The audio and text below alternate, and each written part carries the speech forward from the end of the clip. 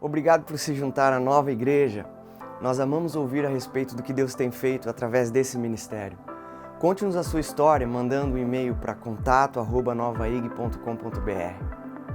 Se você deseja contribuir financeiramente com esse trabalho, para que possamos alcançar mais e mais vidas, faça uma doação em novaig.com.br/doe. E não deixe de conferir a nossa loja online. Lá você encontra produtos da Nova que certamente irão abençoar a sua vida. Visite-nos em novaig.com.br/loja. Esperamos que essa mensagem te abençoe. Eu quero relembrar para você hoje algo extremamente importante. Como Deus te vê. Essa é uma verdade que liberta. Quando você entende como Deus te vê, isso traz sobre você uma libertação. Existem alguns modos da gente se ver.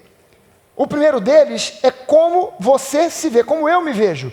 Como é que quando eu olho no espelho, quando eu penso a respeito de mim mesmo, quando eu faço uma reflexão a respeito de quem eu sou, como é que eu me vejo? O que eu penso a respeito de mim mesmo? Essa é uma visão muitas vezes enganosa, porque eu muitas vezes me vejo além do que eu sou, outras vezes eu me vejo aquém do que eu realmente sou. E muitas vezes eu não consigo ter uma avaliação plena de quem eu sou. A minha visão a respeito de mim mesmo fica meio falha. Mas existe uma outra avaliação que é aquela que os outros fazem a seu respeito. Quem você é nos olhos, na visão dos outros. Mas também essa visão é cheia de falhas, porque fatalmente você já deve ter ouvido alguém emitir uma opinião sobre você e você dizer, eu sou assim? Não, isso não sou eu não. Já aconteceu com você? Não, você é assim, você é assado. Eu? Não, você está falando de uma outra pessoa, não é de mim. E às vezes, a visão que você tem de você mesmo e a visão que os outros têm de você são conflitantes, batem uma com a outra. E dizem os psicólogos que quando você junta a visão que você tem de si mesmo com a visão que os outros têm de você mesmo, na média disso, você encontra o seu verdadeiro eu. Aleluia. Mas a verdade é que essa visão, ela tem muitos buracos e muitas falhas. O que mais importa não é como você se vê, não é como os outros te veem, o que mais importa é como Deus te vê. A coisa mais importante é como Deus me vê. Eu preciso entender, saber, compreender como é que Deus me vê e passar a me ver pelos olhos dele. Passar a me ver como ele me vê. Não simplesmente como eu me vejo, com base nas minhas falhas, nos meus defeitos ou nas minhas qualidades, como os outros me veem, também com base nos meus defeitos, nas minhas qualidades, mas passar a ver como Deus me vê, que não se baseia nem nas minhas qualidades, nem nos meus defeitos, mas que se baseia no sacrifício de Jesus por mim.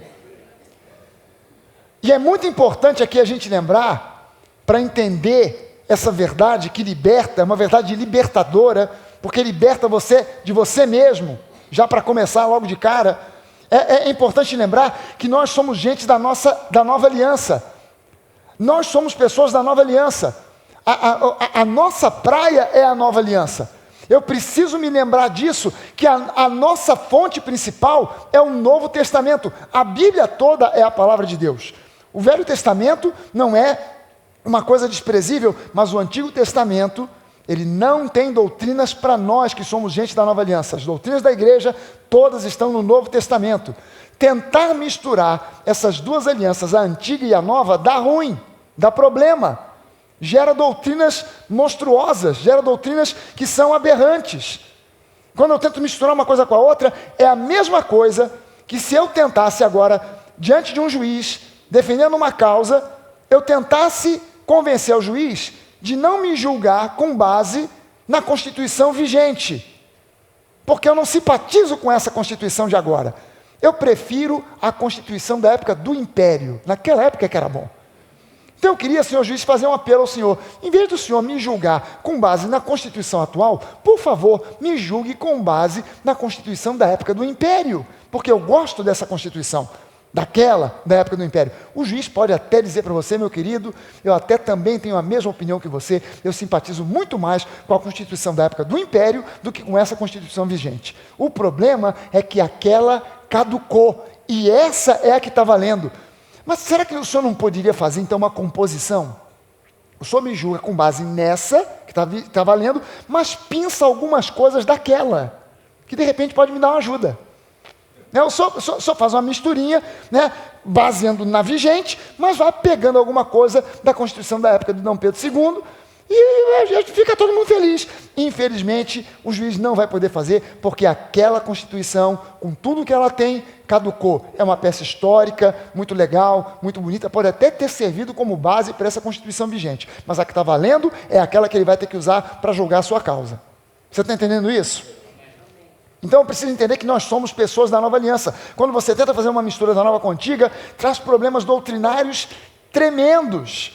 E essa nova aliança é a aliança da graça, não é mais a aliança da lei. É a aliança da graça, e graça é favor imerecido. O apóstolo Paulo, ele falando sobre essa questão da Constituição vigente, a que caducou, ou aquilo que está valendo hoje, a nova aliança e a antiga, ele diz, porque o fim da lei é Cristo. E essa palavra que ele usa aqui, o fim, no grego, fim é teleo, e teleo significa final, término. O final, o fim da lei, o término da lei é Cristo para a justiça. E essa palavra justiça, quando ela aparece no Novo Testamento, você pode tranquilamente substituir por essa expressão, justificação diante de Deus. O termo justiça não é usado no Novo Testamento no sentido de a coisa certa a fazer, ou aquilo que é justo, o salário justo. Não é isso. Em 99,9% das vezes em que o Novo Testamento usa o termo justiça, o significado é justificação minha e sua diante de Deus. Então, quando ele diz que o fim da lei é Cristo para a justiça, ele está dizendo que o fim da lei é Cristo para a justificação diante de Deus de todo aquele que crê. E quem crê aqui, diga amém. Amém. Então, esse é o nosso caso. Isso aqui é onde a gente está incluído. Eu quero falar para você de algumas verdades bíblicas que se referem ao fato de como Deus te vê. Como é que Deus te vê? Quando Ele olha para você, o que Ele vê? Quando você vai a muitas igrejas, a sensação que me dá, quando os pastores falam com algo, isso aqui não é ensinado na maioria das igrejas. Como Deus te vê, quem você é em Cristo, o que você possui em Cristo, isso não é ensinado em lugar nenhum. Raras são as igrejas que estão ensinando sobre isso, sobre esses temas fundamentais que nos colocam numa posição real no mundo espiritual. Mas quando eu ouço certas coisas que me lembram sobre isso, a sensação que eu tenho é que estão falando a respeito de um Deus que não é o Deus que eu conheço, não é o Deus da Bíblia. Porque é um Deus que muitas vezes é um Deus raivoso, é um Deus vingativo, é um Deus que pune. E esse Deus, ele é o Deus da antiga aliança. Pastor, o Deus da antiga aliança não é o mesmo do da nova? Sim, com certeza. Deus é o mesmo e Ele não muda. Deus é o mesmo ontem, hoje e sempre será o mesmo. A questão não é que Deus tenha mudado, Deus é o mesmo, mas a maneira pela qual Ele se relaciona conosco mudou. Ele se relacionava no Antigo Testamento, ele se relacionava através da lei. O veículo de relacionamento de Deus com o homem era a lei. O veículo de relacionamento de Deus com o homem hoje é Jesus. Então a coisa mudou. Deus continua o mesmo, mas agora ele pode se revelar a nós do modo como ele realmente é. E a figura do juiz fica fácil de entender. Como eu usei a figura do juiz aqui para falar da Constituição, de uma causa julgada, eu posso usar no mesmo modo para falar de quem Deus realmente é. Quando você olha um juiz através apenas dos olhos da lei, ele como homem da lei, sentado no seu banco, sentado na sua cadeira de juiz, ele não está ali para brincar, ele não está ali para sorrir para você, ele está ali para julgar uma causa como um representante, um magistrado representante da lei. Mas aquele juiz, em casa, ele brinca, ele ri, ele conta piada, ele come churrasco, mas ele não faz isso dentro do tribunal, porque no tribunal ele está ali para veicular a lei, para agir dentro da lei, mas em casa, minha esposa, estou lhe processando, porque o bife veio com sal a mais. Meu filho, você estará agora sendo processado, porque você deixou o quarto desarrumado. Não, isso aí é um maluco, é um monstro, é um doido, tem que ser internado. Ele em casa ele brinca, ele fala com um, ele ri, ele sorri, porque ali ele pode se mostrar como ele realmente é. Com a toga, ele tem que se comportar como um homem da lei, mas em casa ele pode se mostrar como ele realmente é. Deus no Antigo Testamento tinha que agir de acordo com a lei. Na Nova Aliança ele pode se revelar como ele realmente é. E o apóstolo João diz para nós que Deus é amor. Isso é o que ele sempre foi.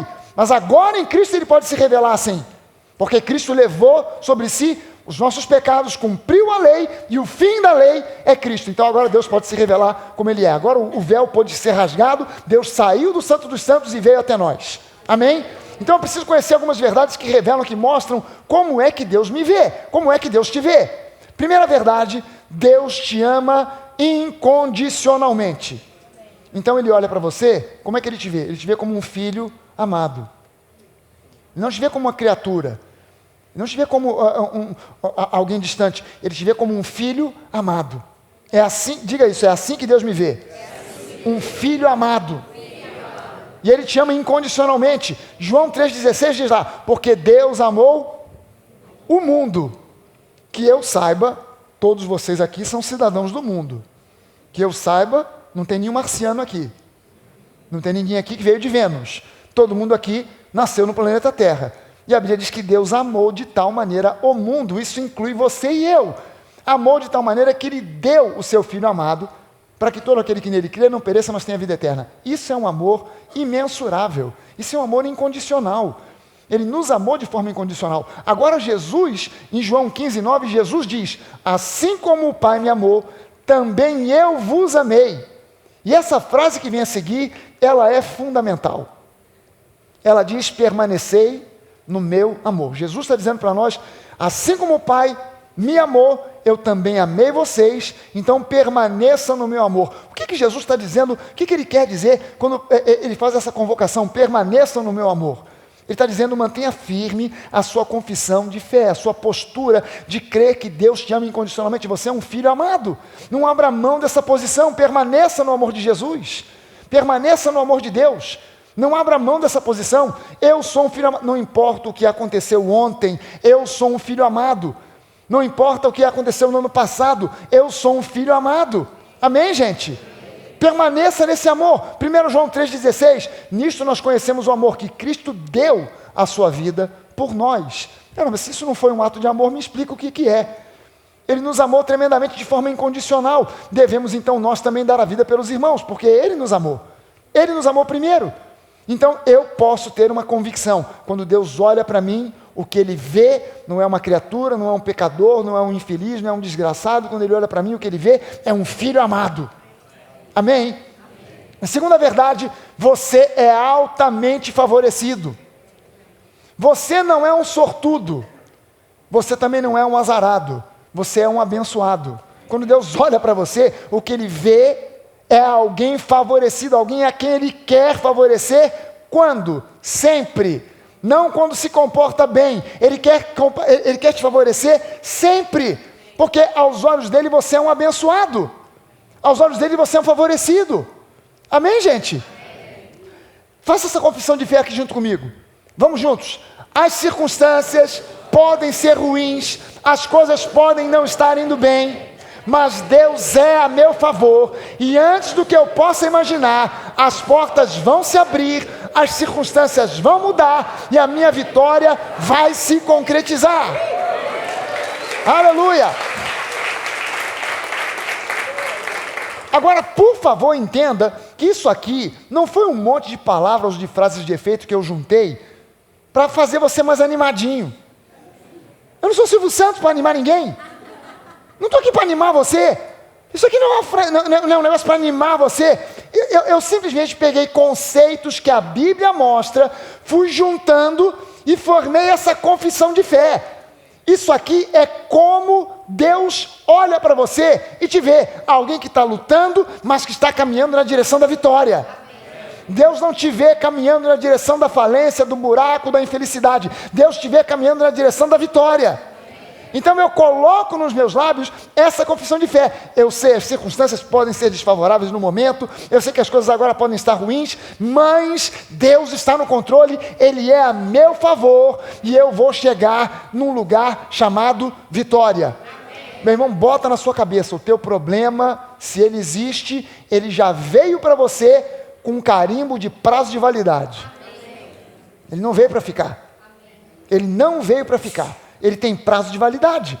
Romanos 8,31 diz lá que se Deus é por nós, quem será contra nós? Será que você pode levantar uma das suas mãos e dizer isso? Eu e Deus. Somos maioria. Quando junta você e Deus, você já tem a maioria. Porque Ele é o Criador, Ele é o dono do universo, Ele é teu Pai, Ele te ama e Ele te favorece. Amém? Nunca mais parta para uma entrevista de emprego dizendo, é muito difícil. Estou achando que eu já estou reprovado nessa. Já perdi essa vaga. Para com isso. Entra lá, quando você olhar para todo mundo, você pode falar assim, aí galera, pode ir embora. Pode levantar e ir embora que chegou o dono do cargo. Chegou aquele que vai receber essa bênção aí. Pode levantar, pode ir embora. Está falando, não, mas o meu currículo, não me fale nada, não adianta falar. Já era, você perdeu. Por quê? Porque eu sou favorecido de Deus. Amém? Salmo 37, versículos 18 e 19, diz lá que o Senhor, Ele conhece os dias dos íntegros, a herança deles permanecerá para sempre. Agora dá uma sacada no versículo 19. Não serão envergonhados no dia do mal. Quando pintar a crise, o problema vier, não serão envergonhados. Quando a Bíblia diz que você não será envergonhado, você só pode ser envergonhado se você vem crendo que Deus, Ele vai te abençoar, que Ele vai te guardar, que Ele vai te proteger, e de repente dá tudo errado. Caramba, então Deus não foi fiel, Deus não cumpriu a sua palavra. O que Deus está prometendo aqui? Você não será envergonhado, a sua fé não será envergonhada, você pode manter firme a sua confiança, porque Deus é fiel e Ele vai cumprir aquilo que Ele prometeu. Não serão envergonhados no dia mau e nos dias da fome se fartarão. Aí ele botou agora no extremo do radical. Se vierem dias de fome, de uma crise tamanha, que chegue a haver fome, vocês terão fartura. Não é que terão o suficiente, não vão morrer de fome. Nos dias de fome, vocês pelo menos não vão morrer. Não é isso que ele está dizendo. Nos dias de fome, terão fartura. Isso é promessa do nosso Deus. Por que Ele promete assim? Porque Ele é a nosso favor. Nós somos favorecidos por Deus. Não importam as circunstâncias, não importa quem esteja dominando a política. Ah não, pastor, mas esse presidente não foi eu que votei, é o Drácula, não quero saber, não gosto. Meu irmão, não importa se quem esteja governando é o Drácula, seja quem for, não importa. A sua vitória não depende de governo, a sua vitória não depende de político, a sua vitória ela depende única e exclusivamente do teu Pai Celestial. Ele te ama e Ele te favorece. Amém? Uma observação que é muito importante ser feita aqui. Não julgue jamais a Deus através de experiências pessoais que as pessoas possam relatar. Mas julgue sempre a Deus com base na palavra, porque a palavra é a verdade com V maiúsculo. Não fique julgando a Deus por causa de experiências dos outros. Testemunhos são muito interessantes, mas você não pode julgar a Deus com base nos testemunhos. Eu não creio em cura divina, por exemplo, porque eu já vi ou deixei de ver gente sendo curada. Eu creio em cura porque a palavra assim o diz. Pelas pisaduras do Senhor Jesus nós fomos sarados. Então, está escrito, eu creio. E creio por quê? Porque a palavra de Deus é a verdade. Não é porque o fulano disse que foi curado. Nós aqui tivemos essa semana, foi a Semana do Espírito Santo. Se você não sabe, pelo menos 2 vezes por ano, a gente estabelece 2 semanas, uma semana no primeiro semestre, outra no segundo, que a gente denomina Semana do Espírito Santo. Naquela semana, a gente ora pelas pessoas que ainda não são batizadas com o Espírito Santo, com a evidência de línguas estranhas, para que elas recebam o batismo. A gente ora pelas pessoas que já são batizadas no Espírito Santo, mas que estão passando por uma fase de desânimo e precisam de ser renovadas, precisam de força. Mas nessa sexta-feira, a gente começou aqui na segunda, depois foi na quarta, quinta, na sexta, eu senti uma direção de Deus para orar sobre cura.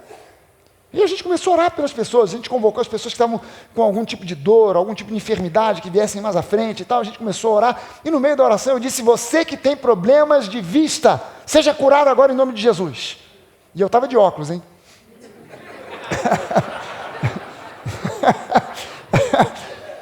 Eu me lembro que eu estava usando óculos naquele dia. Eu com esses óculos, eu sou uma peça rara. Eu boto o óculos, continuo chegando a mesma coisa que sem os óculos. Mas eu boto... Mas enfim, eu orei isso. E aí no final do culto, a pastora Luciana, ela chegou para mim, já tinha o pessoal todo indo embora, e a pastora Luciana veio me contar que uma pessoa chegou para ela para dizer que tinha sido curada aqui no culto. A pessoa tinha um problema de vista, ela tinha tido um descolamento de retina, e ela fez um tratamento, mas ela ficou com sequelas. Então, ela estava com a visão, com a acuidade visual daquele olho diminuído, e ainda por cima, cheio de pontos escuros, que ela chamou de aranhas. Ela via como se fossem umas teias de aranha e aranhas, um monte delas, e com a acuidade visual diminuída. No momento em que a gente orou, pumba, sumiu tudo, a vista voltou ao normal. Ela chegou a ficar olhando assim, não é possível. Cadê as aranhas? Cadê as aranhas? Sumiram. Não, mas aqui está muito escuro. Tem que ir lá procurar. Foi lá para o hall, ficou procurando. A pastora Luciana estava do lado dela. A pastora Luciana falou: para de procurar. Quem procura acha. Para com esse negócio. Não vai procurando mais aranha nenhuma. Está curada, acabou. Acabou. Mas eu não creio em cura porque a gente orou e uma pessoa foi curada. A gente crê em cura porque a palavra de Deus assim o diz. Porque alguém pode chegar com uma experiência completamente oposta. Ah, mas eu conheci o pastor fulano de tal, um homem santo de Deus, e o câncer levou aquele homem. Problema. Eu não vou julgar a Deus por causa do pastor que morreu, ou por causa do outro que foi curado. Eu julgo a Deus em função da palavra, até porque a cura se estabelece pela fé. Eu não posso, se você apresenta para mim a experiência do fulano que teve um câncer e morreu, você está querendo que eu julgue? Não é a Deus, você quer que eu julgue o fulano. Eu não vou julgar o fulano. A fé que você tem, tenha para você. Não tente empurrar a sua fé pela goela abaixo de ninguém. Então, se o camarada não teve fé para ser curado, eu vou dizer agora que ele também não foi salvo? Não. Ele andou segundo aquilo que ele alcançou. Mas eu preciso andar baseado na palavra. Na palavra. Porque eu não creio em prosperidade porque eu acho uma doutrina bacana. Ah, legal esse negócio de prosperidade, rapaz. Eu acho que eu vou começar a pregar isso na igreja. De repente até as ofertas aumentam. A gente convence as pessoas a dar mais, que é prosperidade. Eu não quero em prosperidade porque é uma doutrina bacana ou porque é uma doutrina interessante. Eu quero em prosperidade porque a palavra de Deus diz que Deus tem prazer na prosperidade dos seus servos. Se Deus tem prazer na prosperidade dos seus servos, muito mais prazer Ele tem na prosperidade dos seus filhos. Quem é filho de Deus, diga amém. Amém. Então Deus tem prazer na sua prosperidade. A questão é a palavra, não é porque eu já vi fulano ou ciclano ser próspero ou não, mas porque a palavra de Deus diz. Outro dia até foi um negócio meio, eu não sei se foi um furo que eu dei aqui, mas teve uma pessoa que chegou depois do culto e falou: pastor, gostei muito da sua pregação, foi uma pregação assim bem apologética, e eu segui o pastor fulano, que é também um apologista, e eu gostei porque, inclusive o pastor lá, ele metia o Mário nessa história de teologia da prosperidade. Eu falei: opa, aqui a gente prega sobre prosperidade e muito. Aí o cara deu uma meia trava assim. Falei: aqui a gente prega sobre prosperidade. Por quê? Porque a palavra de Deus fala sobre prosperidade. Na verdade, pastor que não prega sobre prosperidade, ele está prejudicando a sua igreja, porque ele está suprimindo da igreja, roubando da igreja a prosperidade que Deus quer dar para eles, para cada membro da igreja. E quando alguém olha para a Bíblia e não vê prosperidade, ou é cego ou é maluco. Porque a Bíblia fala muito claramente, por exemplo, no Novo Testamento, que Jesus, sendo rico, se fez pobre para que pela sua pobreza nós nos tornássemos ricos. E isso está dentro de um contexto onde Paulo está falando sobre grana. Paulo não está falando de riqueza espiritual. Ele vem falando sobre uma oferta que a igreja de Corinto prometeu mandar para a igreja de Jerusalém. Já havia se passado um ano, a igreja de Corinto não tinha enviado essa oferta, os irmãos de Jerusalém estavam passando por um sufoco muito grande, e Paulo aconselha dizendo: não tenham medo de enviar essa oferta, pensando que vai faltar para vocês, porque Deus não vai deixar faltar nada para vocês. Aliás, vocês conhecem a graça do nosso Senhor Jesus Cristo, que sendo rico se fez pobre, para que pela sua pobreza vocês se tornassem ricos. Então, se Deus promete isso na sua palavra, quem sou eu agora para evitar de pregar sobre um assunto que Ele mesmo colocou na palavra dEle? E a palavra dEle é a verdade. Deus quer que você prospere, então eu preciso julgar a Deus pela palavra e não por experiências pessoais ou alheias. Terceira verdade: você é aceito por Deus. Você é aceito por Deus. Mesmo tendo defeitos, você é aceito por Deus. Mesmo tendo pecados ainda não resolvidos, Deus te aceita. Mesmo tendo ainda talvez vícios e maus hábitos, Deus te aceita. Deus não te rejeita. 1 João capítulo 3, versículo 1, Vejam que grande amor o Pai nos tem concedido, a ponto de sermos chamados filhos de Deus. Se Deus te chamou de filho, é porque Ele, antes de mais nada, te aceitou. Antes de mais nada, Ele te aceitou. Por isso, Ele te chama agora de filho. E de fato, na real, somos filhos de Deus. E por essa razão, o mundo não nos conhece, porque também não conhece a Deus. Como é que vai conhecer a gente? Mas nós somos considerados como filhos. Por quê? Porque nós fomos, antes de mais nada, aceitos por Deus. Entenda o seguinte, Deus hoje, na condição da nova aliança, Deus hoje, Ele é o teu Pai. Antes de ser o teu Deus, Ele é teu Pai. Antes de ser o Senhor, Ele é teu Pai. Ele é o Senhor, Ele é o Criador, Ele é o grande Deus, digno de toda a honra, de toda a glória, de todo louvor. Ele é o temível Deus, Ele é o Deus poderoso. Mas antes de ser tudo isso, Ele é o teu Pai. Amém?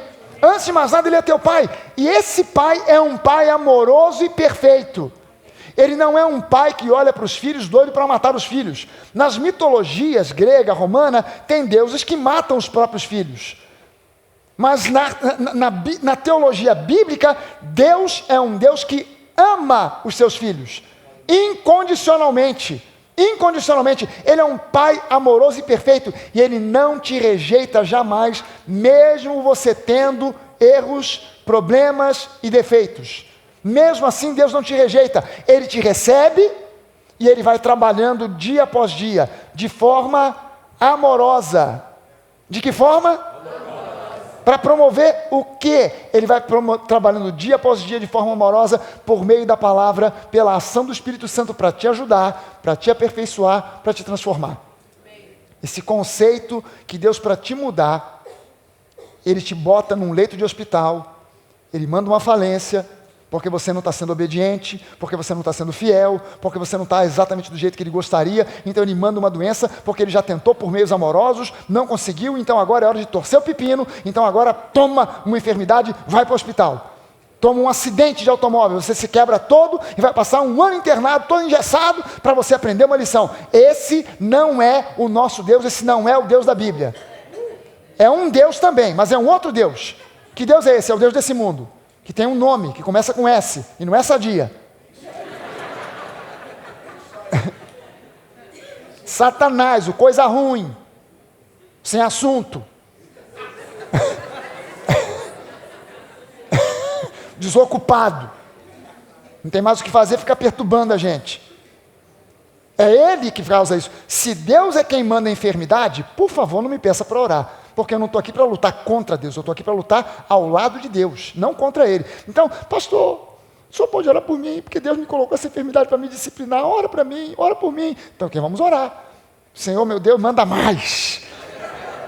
Era só virose, agora manda bactéria também, manda febre, manda chikungunya, manda zika. Por quê? Porque quem sou eu, se foi Deus que mandou, vou eu agora querer mandar em Deus? Em nome de Jesus, tira isso daí, estou mandando, hein? Não. Ele é o Senhor. Então não sou eu que vou mandar em Deus, eu quero cooperar com Ele. Agora, se você entende que o Deus desse mundo é quem provoca enfermidade, doença, pobreza, miséria, desgraça, aí sim a gente tem autoridade para orar. Porque agora a gente vai botar o nome de Jesus nessa história e repreender todo o mal. Aí a gente pode orar com autoridade, eu repreendo em nome de Jesus, essa enfermidade, essa falência, essa desavença familiar, espírito de fracasso, espírito de falência, espírito de enfermidade, espírito de desavença familiar, você está repreendido em nome de Jesus. Aí sim a gente pode exercer autoridade, quando eu entendo que o nosso Deus, o nosso Pai Celeste, Ele é um Deus bom e Ele nos aceita. Aliás, o milagre mais simbólico de Jesus foi exatamente o primeiro, em que Ele transformou água em vinho, e com isso Ele estava dizendo, é para isso que eu vim, para transformar a vida do homem de algo sem cor, sem sabor, em um vinho saboroso, cheio de cor, vibração e celebração. Ele veio transformar a nossa vida, mas Ele não faz isso por força ou por violência, Ele faz isso de forma amorosa, dia após dia, um dia após o outro, trabalhando em nós, trabalhando no nosso caráter, no nosso coração. E entenda, por favor, de vez uma coisa: religião pode, no máximo, moldar comportamentos, mas não pode alterar o caráter de uma pessoa. Religião pode alterar comportamentos, mas o caráter continua intocado. Só Jesus e somente Jesus pode dar vida abundante e te transformar, não por força, não por violência, mas pela ação doce e suave do Espírito Santo através da palavra. Amém?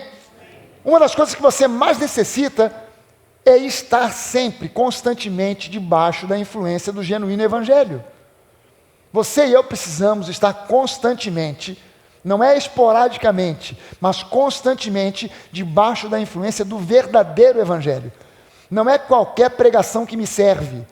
O que eu preciso ouvir é a pregação do verdadeiro Evangelho. Não me serve religiosidade, não me serve autoajuda. O que eu preciso é do genuíno Evangelho, o Evangelho da graça, palavra da fé. Eu preciso estar debaixo da influência desse Evangelho pregado e ensinado de forma vibrante, pregado e ensinado de forma descontaminada das tradições dos homens, um evangelho livre do legalismo, de modo que venha a revelar a você o amor do Pai e te fortaleça e te prepare para encarar as lutas que você possa enfrentar, que possam vir e vencer. Amém? Você pode levantar uma das suas mãos e dizer isso? Nessa noite, mais uma vez, eu estou sendo preparado, equipado, para enfrentar as lutas e vencer. Aleluia! Você e eu somos mais que vencedores por causa da palavra.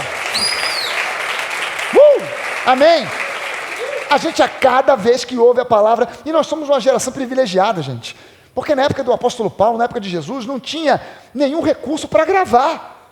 Tinha que ter uma pessoa inspirada, com um pedaço de papiro na mão, um estilete na outra, para sair escrevendo. E era difícil de arrumar papiro, era difícil de arrumar tinta, difícil de arrumar um estilete. O camarada tinha que pegar, depois gravar aquilo, ouvir e reter aquilo para depois anotar e tomar nota.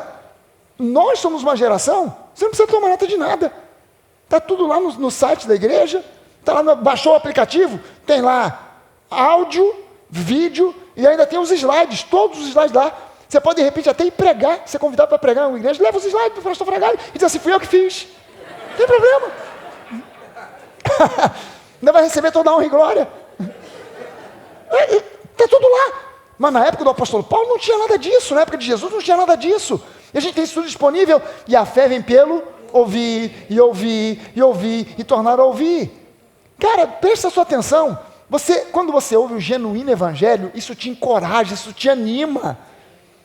Como é que você sabe que está ouvindo o verdadeiro evangelho? Quando você ouve uma pregação que exalta Jesus, que coloca Jesus no centro. Quando a pregação coloca o homem no centro, já era, babou. Aquilo já não é o genuíno evangelho. Aquilo é o evangelho do esforço, é o evangelho do merecimento, é o evangelho do correr atrás. Mas quando você bota Jesus no centro, já não depende mais do seu esforço, de você correr atrás, depende somente da graça dele. E ele te favorece. Ele te favorece, ele te abençoa, porque ele te ama. Quarta verdade, Deus te vê plenamente justificado. Quando a Bíblia diz que você foi justificado, significa que no tribunal do universo, em Cristo, você foi julgado e o juiz bateu o martelo e disse, justificado, inocentado, pode ir embora. Pastor, mas será que eu não tenho que pagar alguma coisa? A gente sempre tem que pagar alguma coisa. Tem alguma coisinha para eu pagar ainda? Acho que ainda tem um pouquinho para eu pagar. Jesus fez uma parte, eu faço a minha. Tem os conceitos desses, né? Deus já fez a parte dele, agora eu tenho que fazer a minha. Mas irmão, presta a sua atenção numa coisa. Por que não dá para você fazer a sua parte? Quando se fala em justificação, não tem parte nenhuma para você fazer. E é simples o porquê. É porque o salário do pecado é a morte. Quem quer morrer aqui? Rápido, hoje? Ainda não? Para Deus, não faz diferença. Se você pensa num pecado como roubar, para Deus roubar 1 centavo ou 1 milhão, é a mesma coisa. Dá no mesmo. Dá no mesmo. Nós temos essa diferenciação. Roubou 1 centavo. Deixa para lá. Roubou 1 milhão. Cadeia nele. Mas para Deus, para um e para o outro, o resultado, a pena é a mesma. Roubou 1 centavo, roubou 1 milhão. Qual é a pena para um e para o outro? A morte. A morte, é só isso. Olha só, há certas coisas que a gente, para para entender na palavra, a gente precisa às vezes inverter o raciocínio. Pega uma passagem bíblica, inverte o raciocínio e você consegue entender. Jesus tem uma parábola, ele conta uma parábola de um sujeito que tinha uma vinha, e ele estava precisando de trabalhadores para colher as uvas. E aí ele começou a catar trabalhadores e começou a vir gente para trabalhar. E ele combinou com os caras, olha só, vocês vão trabalhar e no final do dia vocês vão receber um denário. Um denário era o salário normal de um trabalhador rural na época de Jesus. Então, o trabalhador viu aquilo, tranquilo, contrato normal. Né? Um denário por dia de trabalho, sem problema, não está tirando nada, não está roubando a gente. Um denário é o justo, é o correto, ok, foram trabalhar. Mas aí a Bíblia diz que chegaram outros que vieram meio atrasados. Ficaram sabendo da notícia, estavam desempregados, correram lá. Poxa, será que ainda dá tempo da gente trabalhar? Estou precisando de gente, pode ir. Aí um entrou com meia hora de atraso, outro com 2 horas, outro com 3 horas. E teve um que chegou, que só faltava 1 horinha para o trabalho terminar. Mas ainda assim ele foi lá e ele pensou, o senhor me deixa trabalhar? Pode ir, meu filho. Bom, no final das contas ele vai dividir o dia de trabalho e vai me pagar a porcentagem correta, porque eu só estou trabalhando muito menos do que os outros estão trabalhando o dia inteiro, eu estou trabalhando muito menos. Então, mas pelo menos eu não volto para casa de mão vazia, eu volto para casa com alguma coisa. Terminou o horário do trabalho, todos vieram para receber. Aí o camarada começa a distribuir o salário. Aí ele vai. O cara que tinha combinado com ele, trabalhou o dia inteiro, recebeu um denário. Está tudo certo. De repente ele entrega o dinheiro para o outro, um denário. Aí o cara olhou e falou, peraí, esse camarada trabalhou menos que eu. Está recebendo um denário? Mesma coisa que eu? Não, mas acho que o cara vai meter a mão no bolso e vai dar o troco. Não deu troco. Foi pro, e aquele ali? Só trabalhou 1 horinha. O que esse cara vai fazer? Um denário. Opa! Aí o cara, para aí. Peraí, esse sujeito trabalhou 1 hora e o senhor está dando para ele o mesmo salário que está dando para mim? Aí o dono da vinha vira e fala assim, vem cá, o que eu combinei contigo? O senhor combinou que me daria um denário. Te dei menos? Não. Então, cala a boca e vaza. Além de uma parábola sobre o desaforo, se você inverter o raciocínio, pela graça, um recebeu a mesma coisa que o outro, tendo trabalhado menos. Um pecou menos do que o outro. O que um e o outro vão receber?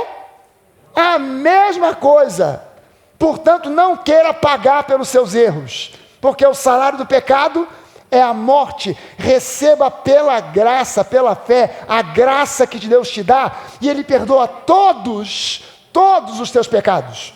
Os pequenos, os médios e os grandes. E também os gigantes e os mega.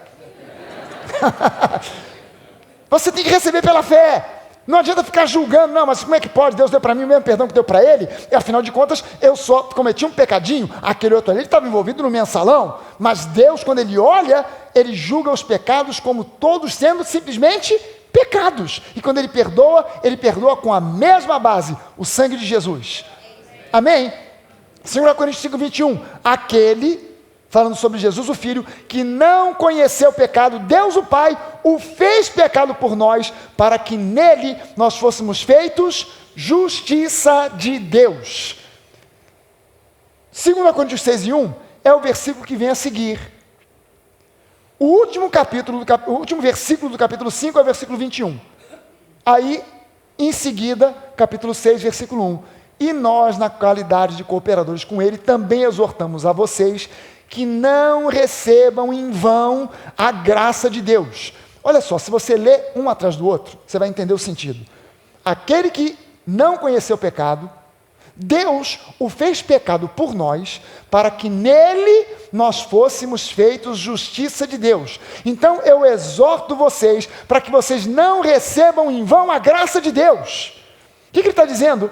Cara, se você foi considerado justo, por favor, não fique agora dizendo que você é um pobre, miserável pecador, desgraçado, salvo pela graça. Não diga mais isso. Não receba em vão a graça de Deus. Se Ele te concedeu isso de graça, e graça é favor imerecido. Ele não concedeu isso para você porque você merece, porque Ele viu boas obras, porque Ele viu em você uma pessoa excelente, nota 10. Ele concedeu isso pela graça. Então não receba isso em vão, misturando a velha aliança com a nova, tentando botar a Constituição de agora com alguns dados, algumas coisas da Constituição da época do Império. Olhe para você e se veja como Deus te vê. E não receba em vão a graça que Ele te dá. não receber em vão significa mantenha-se firme no amor de Jesus. Mantenha-se firme na confissão de fé. Eu tenho falhas, eu tenho defeitos, mas eu fui justificado, eu sou justiça de Deus. O Espírito de Deus está trabalhando em mim para me transformar cada dia mais em imagem e semelhança do próprio Senhor Jesus. Amém? Quinta verdade, você foi totalmente perdoado. Não em parte, mas você foi totalmente perdoado. Colossenses 2,13 diz: e quanto a vocês que estavam mortos pelos seus delitos e pecados, pela incircuncisão da carne, Ele, Deus Pai, lhes deu vida juntamente com Cristo, perdoando? Perdoando? Eu fui procurar no dicionário de grego o significado dessa palavra todos. Eu procurei no grego, no hebraico, nas línguas fenícias, em várias outras línguas mortas, e depois de 2 anos e meio de pesquisa profunda, eu cheguei à seguinte conclusão: todos significa todos. Aleluia. Todos os nossos delitos, ou seja, todos os nossos pecados. Deus não perdoou alguns, ou a maioria, ou os mais brandos. Ele perdoou todos os nossos delitos, todos os nossos pecados. Agora, eu preciso mostrar para você algumas realidades, algumas verdades sobre essa questão do perdão, porque essa é uma questão sensível, essa é uma questão nevrálgica, essa é uma questão que é um ponto de difícil entendimento por causa, não por ser difícil, mas porque a igreja foi doutrinada durante muito tempo com uma visão meio torta a respeito do perdão de pecados. A gente pensa que Deus nos perdoa a prazo. A gente pensa que Deus perdoa assim: você está aqui, ano 0, nasceu, viveu, pecou, aceitei Jesus. Daqui para trás, perdoou tudo, zerou. Daqui para frente, é por minha conta.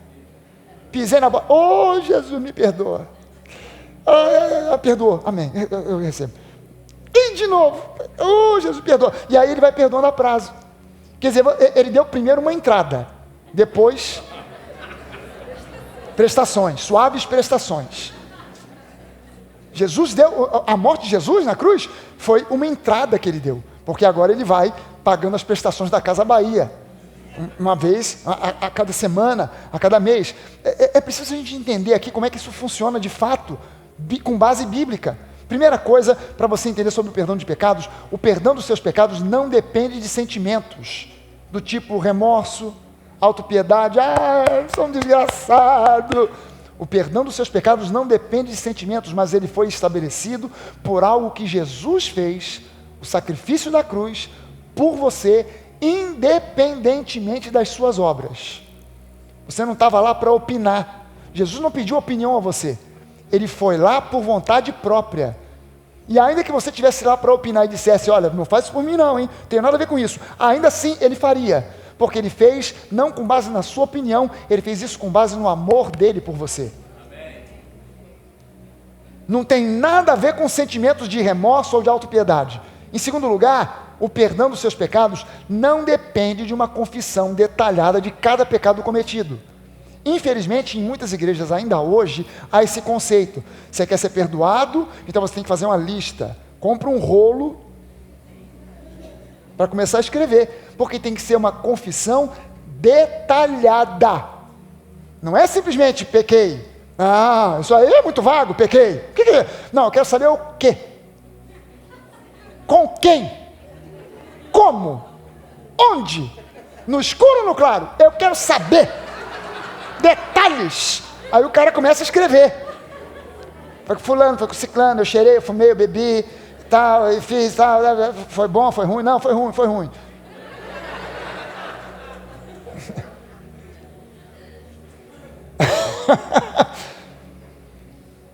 Isso faz com que você fique com o foco no pecado. Quanto mais você fala do pecado, pensa no pecado, medita no pecado, escreve sobre o pecado, detalha o pecado, mais você peca. O tiro sai pela culatra. Aquilo que eu pensava que seria a solução para o meu problema, detalhar os pecados, relatar, foi a minha desgraça, porque é justamente ali que eu me atolei e fui sugado para dentro do pecado, de volta. O que eu preciso fazer é o que o apóstolo Paulo diz: deixando para trás o que para trás fica, eu olho atentamente para o autor e consumador da minha fé, Jesus. Eu preciso focar nele, não no pecado, não mais no pecado. Então o pecado, o perdão do meu pecado não depende mais de uma confissão detalhada. A gente acaba entendendo o seguinte: olha como é que a coisa funciona na cabeça de quem foi doutrinado pela religiosidade. Você pecou, então vamos supor, roubei. Então eu vou confessar que eu roubei. Então eu chego para Deus e digo: Senhor, eu roubei. Aí eu penso que essa minha confissão gerou perdão agora para esse pecado de agora, quando na verdade a minha confissão não traz perdão nenhum sobre mim. O que me trouxe perdão foi a crença que eu depositei no sacrifício de Jesus, que foi feito há 2000 anos atrás. O perdão foi concedido a mim e a você há 2000 anos atrás, há mais de 2000 anos atrás. Não agora, quando eu abri a boca para declarar o que eu fiz ou deixei de fazer. Pastor, o que é essa danada dessa confissão então? O que é confissão de pecados? Confissão de pecados nada mais é do que uma atitude de um filho que conversa com o pai. É um filho que conversa com o pai, abrindo o seu coração em reconhecimento dos seus erros e pecados cometidos. É só isso. Não é o que gera perdão. É apenas uma conversa honesta de um reconhecimento. Pai, eu reconheço que eu pisei na bola. A pior coisa que pode haver é uma pessoa errar e não reconhecer que errou. Não, eu fiz, está feito, está tudo certo. A coisa só acontece quando eu reconheço. Não, eu pisei na bola, eu estou reconhecendo, eu pisei na bola. Eu vacilei, eu pequei. Legal, mas o seu reconhecimento não gera o perdão. O seu reconhecimento, ele é o ponto inicial de uma mudança de mente. Eu preciso entender que no momento em que eu reconheço, eu estou gerando o início de uma mudança de mente. Aquela minha confissão não gera perdão. Aquela minha confissão, ela gera uma nova consciência. Veja só o seguinte, o apóstolo João, ele diz para nós o seguinte, que se a nossa consciência não nos acusar, nós temos paz com Deus. O apóstolo João diz isso. Se a nossa consciência não nos acusar, nós temos paz com Deus. Quando você peca, a primeira pessoa a dizer para você que você pisou na bola é a sua consciência. Aquela vozinha lá dentro, porque o seu espírito tem uma voz. A voz do seu espírito é a sua consciência. O seu corpo tem uma voz, mas o seu espírito também tem uma voz, que é a voz da consciência. E lá dentro, o seu espírito diz: tu pisou na bola, hein? Tu vacilou. Mas a gente é que com a voz da nossa alma, a voz dos sentimentos, a gente tenta abafar a voz da consciência. A gente tenta passar a mão por cima e dizer: não, isso não foi nada, bobagem, pequei não. Estou me sentindo tão bem. E na verdade, a voz da nossa consciência é a primeira a delatar que nós pisamos na bola. E aí o diabo tira proveito disso e começa a lançar sobre você a acusação para gerar condenação. E quando você começa a entrar na pilha da condenação, mais ele fala, gerando na sua consciência a voz de acusação e de condenação. Mas quando você se conscientiza de que em Cristo você foi justificado, quando você abre o seu coração, conversa com o seu Pai Celestial, não para obter perdão, mas para confessar e declarar que você crê que já foi perdoado, e você está dando o início, o start para uma mudança de mente, isso é o genuíno arrependimento, e isso gera uma nova consciência, a consciência da justiça. Quanto mais consciência da justiça eu tiver, menos possibilidade de pecar eu tenho. Quanto mais consciência do pecado eu tiver, maiores as chances de eu voltar a cometer o mesmo erro vez após vez. Qual é o problema da maioria dos cristãos das igrejas? É que eles têm uma consciência do pecado e não a consciência da justiça. Eu preciso entender que Deus, Ele me justificou, então eu preciso me ver como Ele me vê, justificado. Deus me vê como justiça dEle. Eu sou justiça de Deus, é assim que Deus me vê. Você pode levantar uma das suas mãos e dizer isso? Eu sou justiça de Deus, eu fui justificado, é assim que o Pai me vê. Aleluia! Em terceiro lugar, o que realmente demonstra que houve genuíno arrependimento, não é remorso, não é choro, não é autodepreciação, mas são atitudes do dia a dia. Isso é o que a Bíblia chama de metanoia, mudança de mente que gera mudanças de atitude. Toda atitude começa com pensamento. Se o meu pensamento muda, a atitude também muda. Então eu preciso entender que o que realmente demonstra genuíno arrependimento não é remorso. O genuíno arrependimento até pode ter remorso, mas o remorso em si é uma fase. Se não chegar na mudança de mente, não houve genuíno arrependimento. Foi só remorso, só isso. Mas eu preciso do remorso, eu preciso de uma conscientização e eu preciso de mudar minha mente e focar agora no Senhor Jesus, não mais no pecado. Amém? E saber que em Cristo eu sou justiça de Deus, isso é metanoia. Como é que Deus me vê? Como é que Deus te vê? Como é que Deus vê a cada um de nós?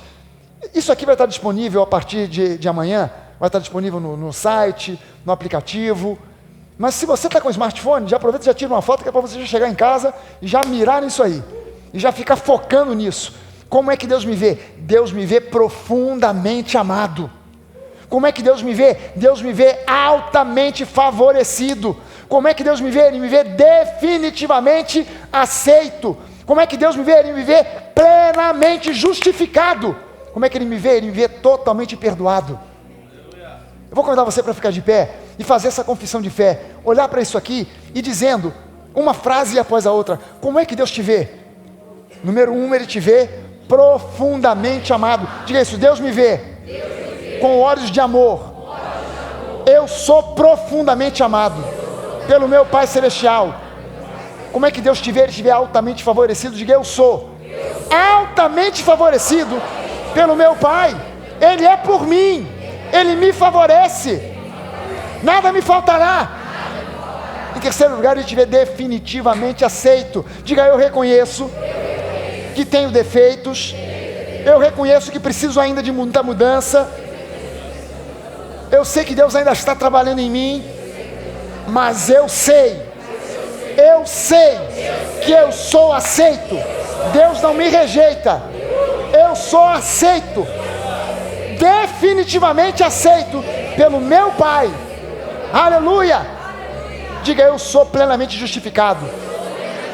Diga, na cruz do Calvário, a morte de Jesus me justificou. A sua ressurreição corroborou, confirmou a minha justificação. Com Ele eu fui crucificado, com Ele eu fui sepultado, com Ele eu ressuscitei, com Ele eu estou assentado em lugares celestiais, porque eu fui justificado. Aleluia, aleluia. Diga, eu fui totalmente perdoado. Diga, não há possibilidade de algum pecado na minha vida permanecer. Não há mais possibilidade de eu agora ficar focando, chorando, pensando no pecado. A minha mente é a mente de Cristo. Eu olho para o autor e consumador da minha fé, e eu sei que eu fui plenamente perdoado. Aleluia, aleluia.